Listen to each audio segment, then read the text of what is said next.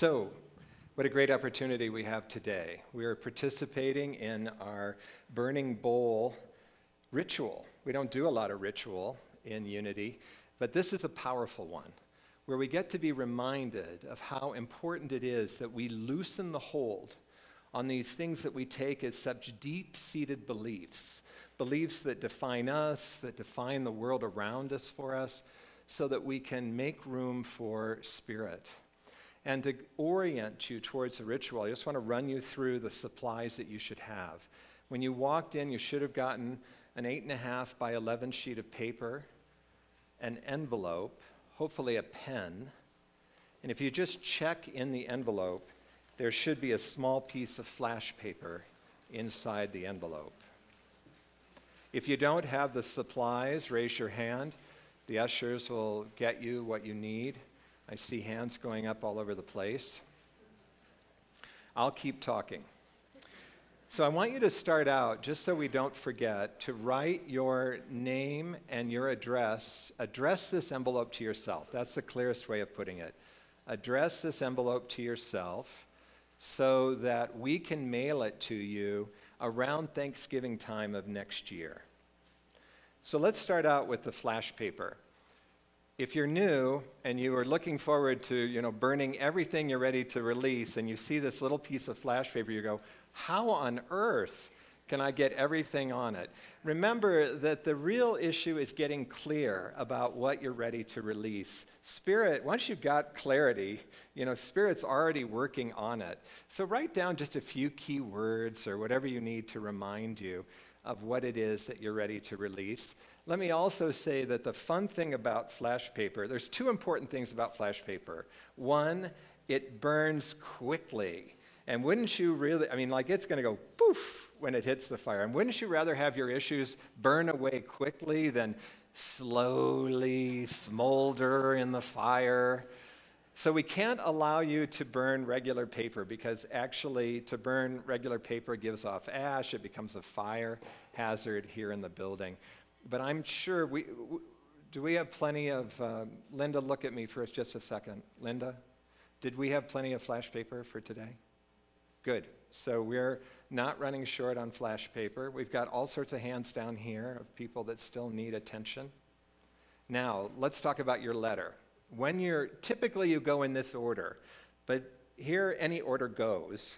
But typically you get clear about what you want to release, you put it on the flash paper, you come up, you're going to burn it, and then there's several minutes where you can write a letter to yourself. In that letter, just to frame it, you can be from your higher self. I write it from God to myself and talk about how proud God is of the accomplishments I've made this year, of what I have actually been able to transcend, what I've been able to welcome new into my life. I encourage you to maybe put a little bit of logic and rationale into it, but then also shoot for the stars, because you never know what can happen when you put the intention out there, and the intention is powerful. The letter is great because when you read it, I assure you, when you read it in the fall, close to this time next year, it will be a great reminder of where you were at, what you were focused on, whether you still want to be focused on those things or whether you've moved on, whether you've grown. So it can be very motivational. And some people came through the line and told me after first service, they dread getting the letter because they don't feel like things are moving along. So it can also show you your judgment and maybe another thing you might want to let go of today. Okay, so is everybody set? Any other hands that we need? Okay, so why then is it important that we are willing to let go? Why is it important that we do this ceremony of purging something out of our consciousness? Dr. Norman Vincent Peale put it this way: there's a spiritual giant within you, which is always struggling to burst its way out of the prison that you've made for it. Now, what is that prison? Of course, the giant is your true nature.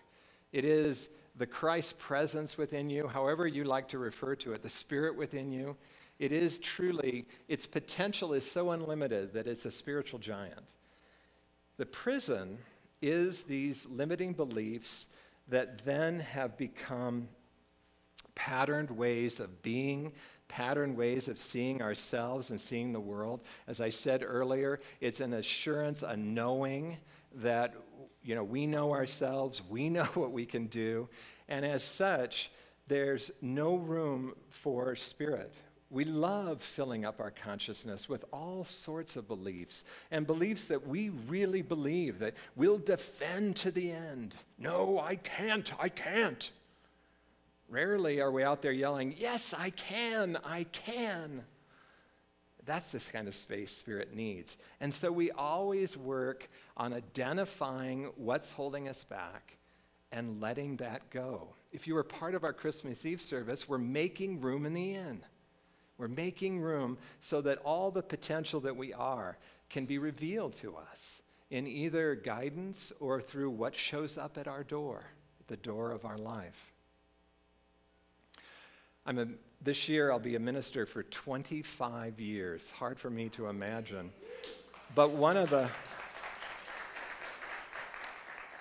changes that I've seen is that early on when I did these Burning Bowl services, I used to say, what you feel ready to let go of.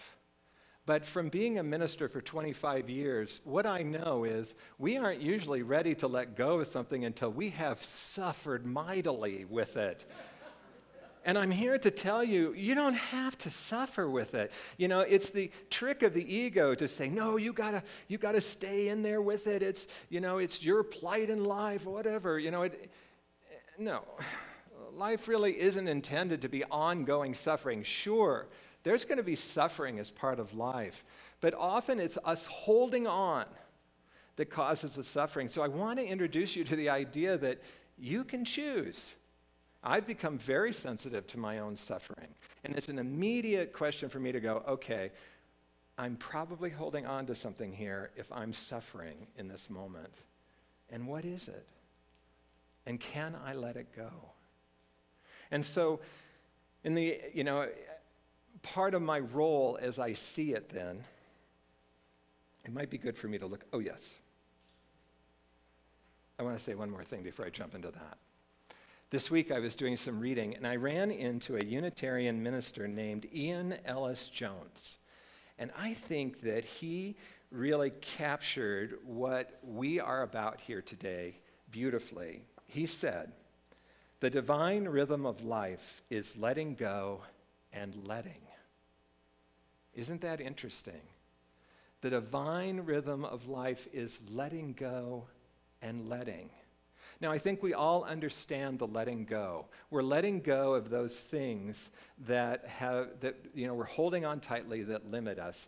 And also, we're letting go of our resistance to change, because all of this involves change. But the letting is very interesting. Ian says, that we let Spirit take over us. We let Spirit take over us to fill us with new life, to recreate us in both mind and body. So you see, it's not only making space for Spirit, but then it has to be a willingness to engage with the guidance, to engage with those opportunities that come knocking on our door. It is not just a passive, it's a very active life. Not one where we're in control, but one where we continue to respond. And how important it is to respond if we're going to claim the potential that we are. And so I always think it's good then in this service to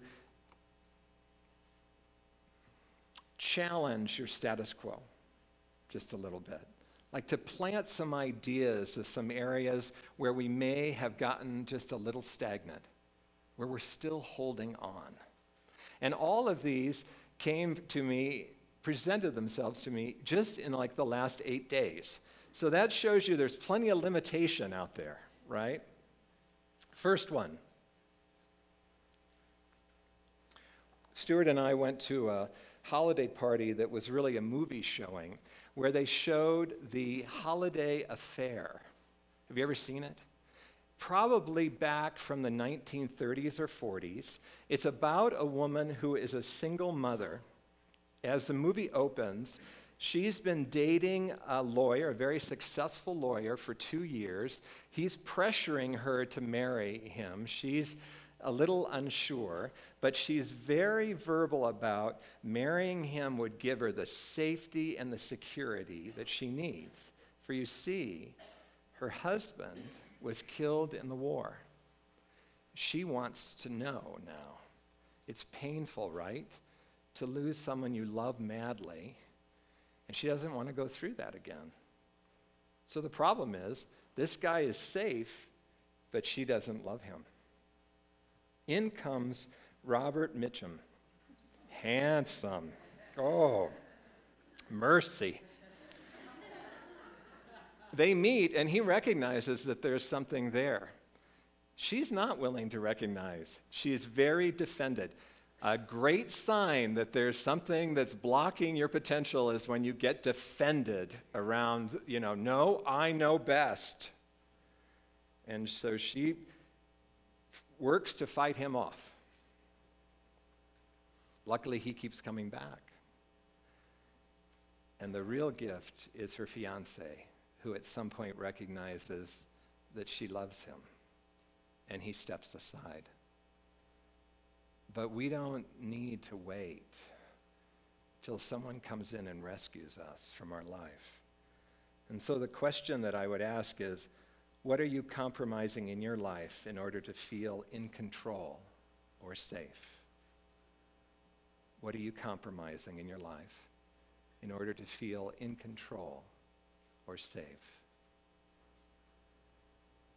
The second scenario happened at a dinner party where there was a couple there that I have known for years, but I don't necessarily know them well. I maybe run into them once a year at most. And they were both clearly grieving.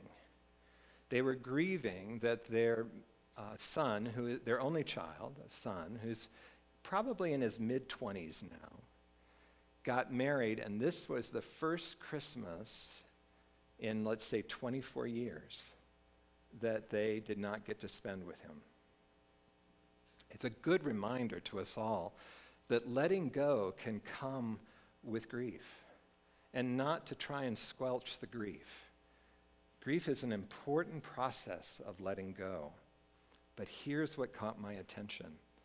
Particularly the husband talked my ear off for the evening and never once used the word we. It was all about him and his grief and his need to keep connected with his son. He and his wife were like two people in separate orbits. I never saw them stand next to each other. I never saw them show any affection, even though they were both hurting in a big way. And so you can see how easy it is, right? When we're having children, they're all consuming. But have we lost the relationship? And it really clenched it for me when the husband said, yes, he owns his own company, very successful company. He said, yes, I've been away for a year. I went off to another country to help one of our divisions. And so the question, what in your life needs addressing that you're actively hoping will take care of itself or simply go away? What in your life needs addressing that you hope will simply take care of itself or go away?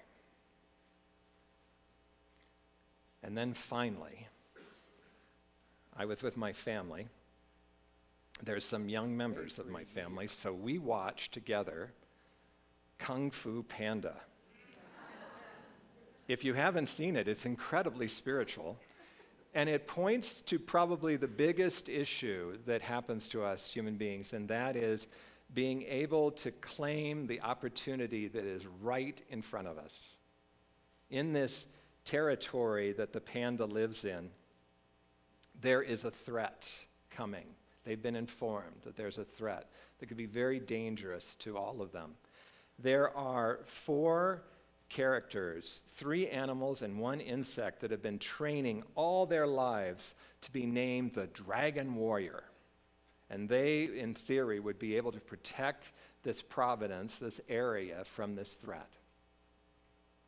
And so they let the whole town know that the master the Kung Fu master is going to come out and point to the one that is the Dragon Warrior.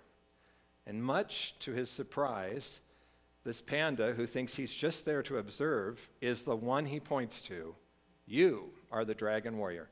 This guy is out of shape, out of breath. He's young, but he's a big panda bear, right? He doesn't know, and he's uncoordinated. I mean, he is the least likely. And immediately, as with most of us, he goes into no, no, no. He is firmly entrenched in no to the very moment that he defeats the threat.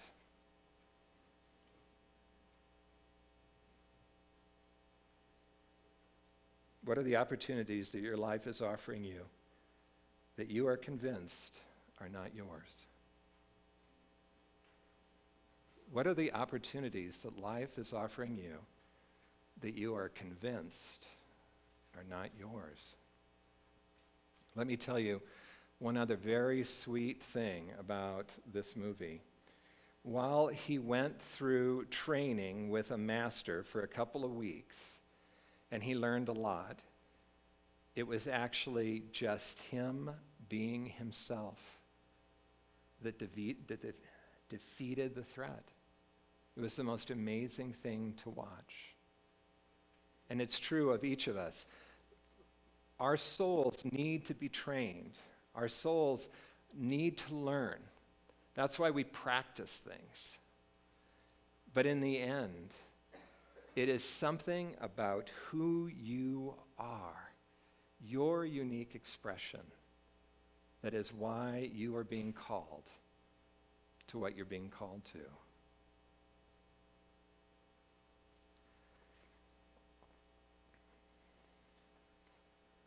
In all 3 cases, there was a defended stance that was taken. I wish you could have seen the husband when I said, yeah, raising kids is a lot of letting go. I thought he was going to chop my head off. Oh, no, it's not. I'm going to stay close to my son. My son's going to be my best friend. If you're defended about anything, it's a great place to look. What am I holding on to? What can I let go of? So the question I said, what position do you defend in your life? By the way, we'll put these in the updates this week. How are you suffering in your life? How are you suffering today? What would need to be let go of for that suffering to end? What would need to be let go of for that suffering to end? You see, in each case, there's something that you could burn in the burning bowl. The woman could burn her need to know, her need for security and safety, or at least her unwillingness to challenge that. The parents could burn their resistance to looking at their own relationship. And the panda could burn his resistance that he isn't the great dragon warrior. I'm going to light the burning bowl. One thing that we saw in the first service is it formed a single line. Honestly, I think we'll run out of fire if you do that for this service. It's a much smaller service for the first service. You can come at this thing from all directions. All you need to do is touch your flash paper to the fire. It's kind of fun. I mean, it's wildly unpredictable. If you're not ready, you can just check this out. For some people, the paper sprung right back at them, usually on fire. So even though that issue may not quite be ready to go, Spirit is still saying, I can help you here. So if your paper doesn't catch, try it again. It will catch. Then make your way back to your seat and work on your letters with that. And we'll do all this in silence today.